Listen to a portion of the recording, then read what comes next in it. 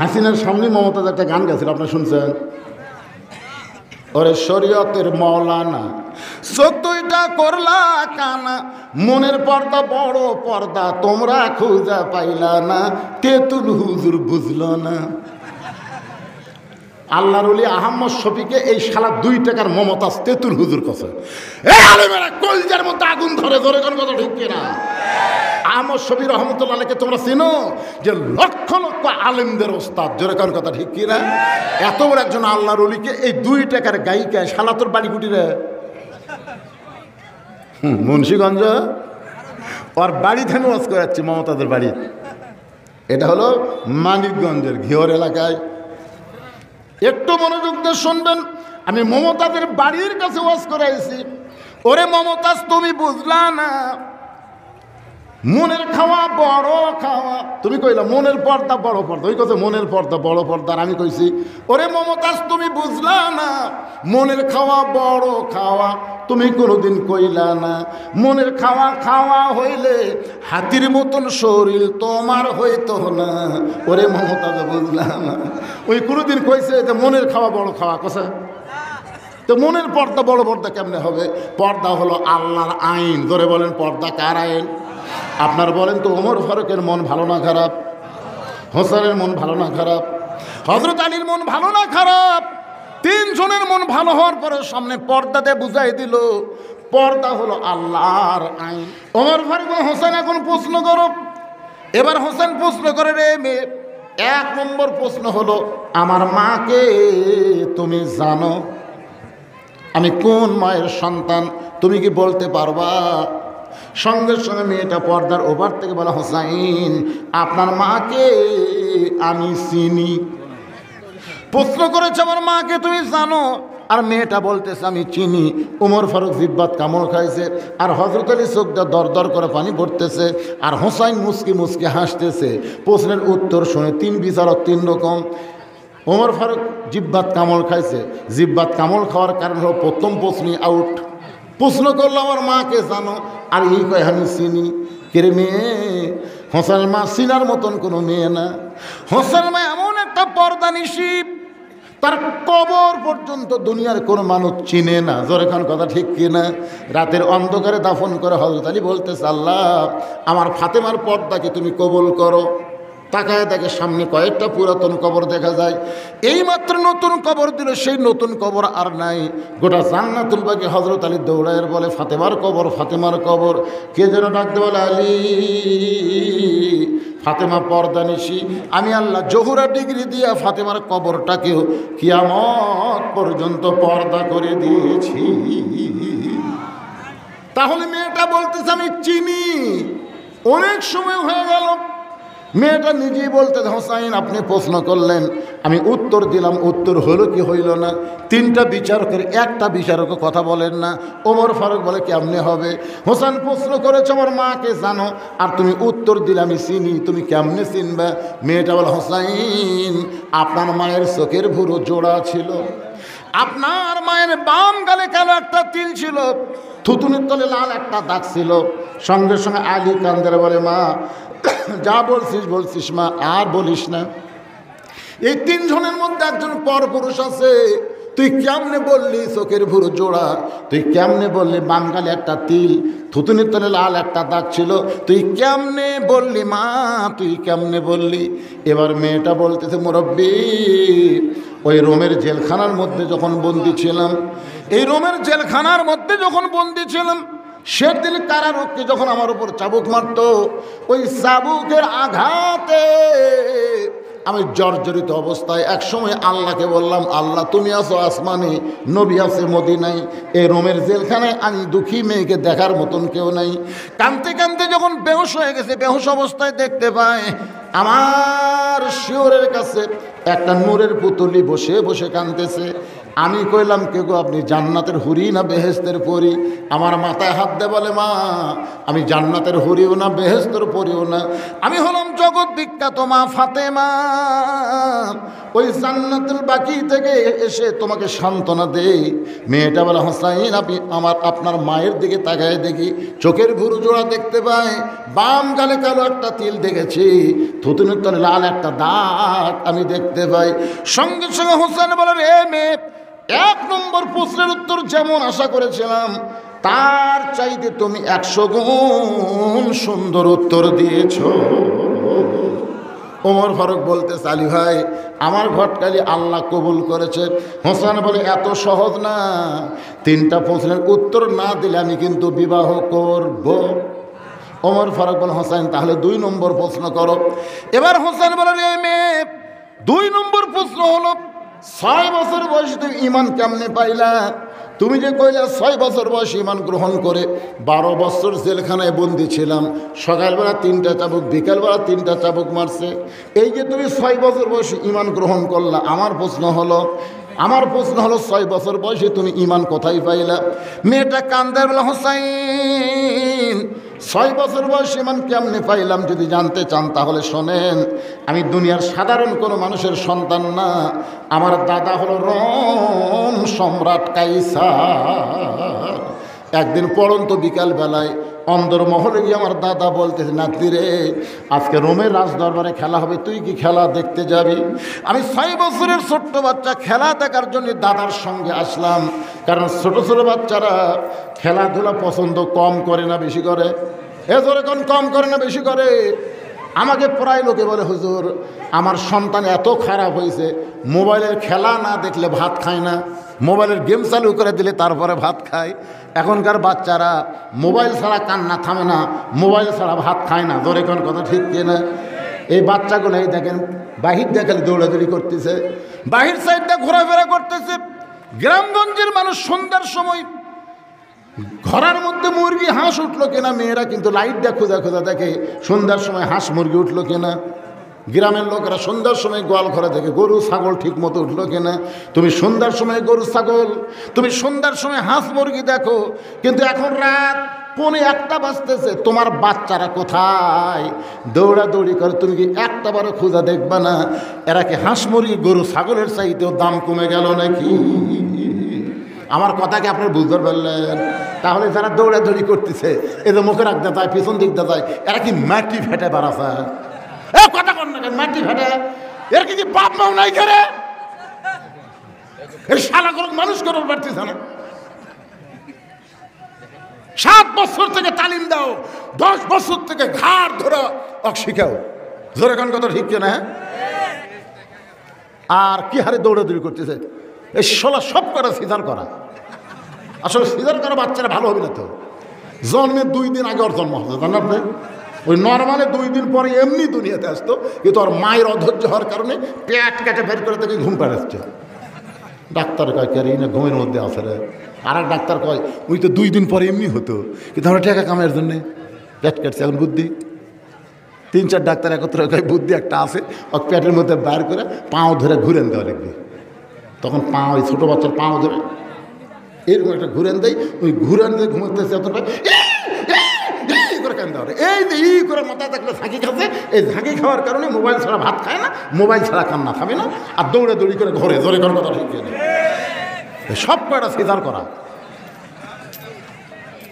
কি এত রাত্রে আমার ওয়াশ ঠিক মতো করবার দিচ্ছে না, বারা সোনা তলা কি ভেজাল সোনা হলো নাকি? এই দেখেন তো পিছন থেকে দৌড়ে এরা। একটা গুরুত্বপূর্ণ সাবজেক্ট। মেয়েটা বলতেছে 6 বছর বয়সে দাদার সঙ্গে খেলা দেখতে রাজ দরবারে, দাদার সিংহাসনের পাশে ছোট্ট একটা চেয়ারে আমাকে বসতে দিল।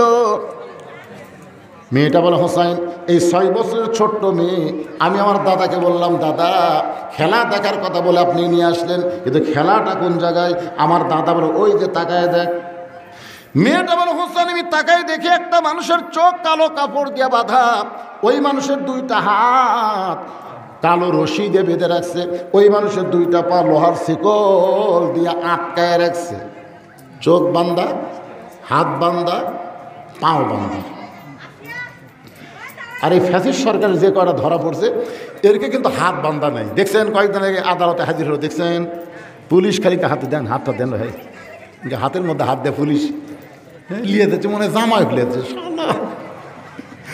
হামাক যে কয়বার ধরছে, এ বাড়ি ধরার সাথে আমাকে হ্যান্ডকাপ লাগাচ্ছে। হামাক একটা চোর করে দিয়েছে, এটা হুজুরের বাড়ি, চোরের কথা মতো আমার বাড়ি যা ধরলো, ধরে কট্টস করে কেন, হ্যাঁ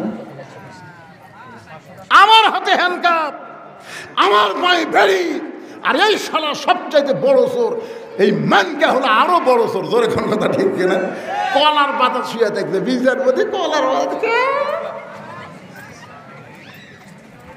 জনগণ খালি সুযোগ পেলে একটা বিচি তো ফাটাচ্ছে, আর একটা ফাটলো হলে। ধরে কোন কথা ঠিক কিনা? আল্লাহ রে, মেয়েটা বলে তাকায় দেখি দুইটা চোখ কালো কাপড় দিয়ে বাঁধা, দুইটা হাত কালো রশি দিয়ে বাঁধা, দুইটা পা লোহার শিকল দিয়ে আটকানো। আমি বললাম দাদু ভাই খেলা দেখার কথা বলে আমাকে যা দেখাচ্ছেন, আমি একটা মানুষকে দেখতে পাই। আমার দাদা অট্ট হাসি দিয়ে বলে, তুই ছোট্ট মানুষ, তুই জানিস না ওটা মানুষ না রে, ওইটা মানুষ না, ওইটা হইল মুসলমান। খ্রিস্টানরা মুসলমানকে মানুষ মনে করে না। মুসলমানকে যদি মানুষ মনে করত তাহলে ফিলিস্তিনের বাচ্চাদেরকে এইভাবে হত্যা করতো না। জোরে কোন কথা ঠিক কিনা? আপনার দোষ দিচ্ছেন ইহুদি পুরা দোষী না, পুরা দোষী হলো আমেরিকার খ্রিস্টান। জোরে কোন কথা ঠিক কিনা? ওই ইহুদিদেরকে কিন্তু আমেরিকায় কান চুলকাচ্ছে, আমেরিকায় কিন্তু কটন বারবার আছে, ইহুদি দিয়ে মুসলমানের কান চুলকায়, একটু খেয়াল করবেন। মেয়েটা বলে হোসাইন আমার দাদা বলতে হয়েছে মুসলমান। আমি তখন বললাম দাদু ওই মুসলমানকে নিয়ে আপনি কি খেলা খেলবেন? আমার দাদা বলে ওই যে তাকায় দেখ। আমি তাকায় দেখি আগুনের চুলার জন্য আগুন জ্বলতেছে, দাও করে আগুন জ্বলতে, চুলার উপর একটা বিশাল ডেকসির মধ্যে মনে মনে তেল, নিচের আগুনের তাপে তেলগুলো টকবক করতেছে। আমার দাদা বলে না তীরে ওই মুসলমানকে হাত পাও বান্ধে উত্তপ্ত তেলের মধ্যে ফেলে দেব, মুসলমান পুড়ে মরে যাবে।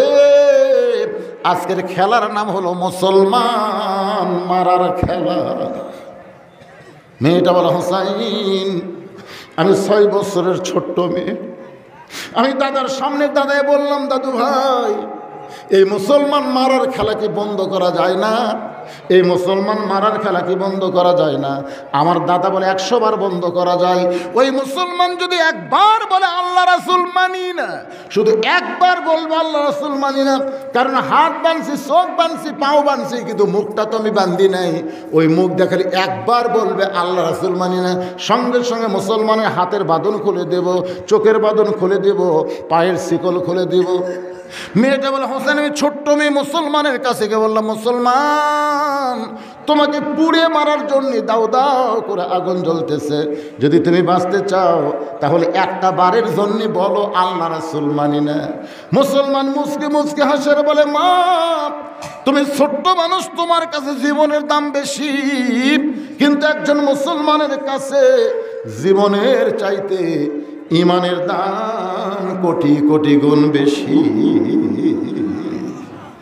দরকার হলে জীবন দিব, এই গোটা দুনিয়া আমি ত্যাগ করব, কিন্তু একটা মুহূর্তের জন্য মুসলমান তার ইমান থেকে আল্লাহ রাসূলকে বাদ দিবার পারবে না।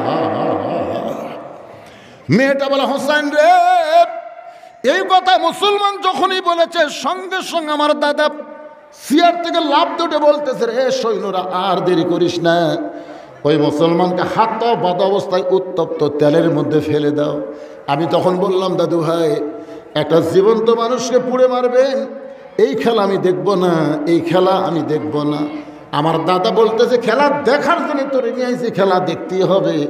আমাকে জোর করে যখন দাদা আটকে ধরল, তখন আমি একটা হাত দিয়ে আমার চোখ বন্ধ করলাম। একটা জীবিত মানুষকে আগুনে ফেলে দিবে এ দৃশ্য দেখব না, কিন্তু চোখে হাত দিয়ে দেখি ওই মুসলমানকে আমার দাদার সৈন্যরা টেনে টেনে আগুনের দিকে নিয়ে যাচ্ছে না, বরং মুসলমান আগুনের দিকে নিজের ইচ্ছায় যেন হেঁটে হেঁটে চলে যায়।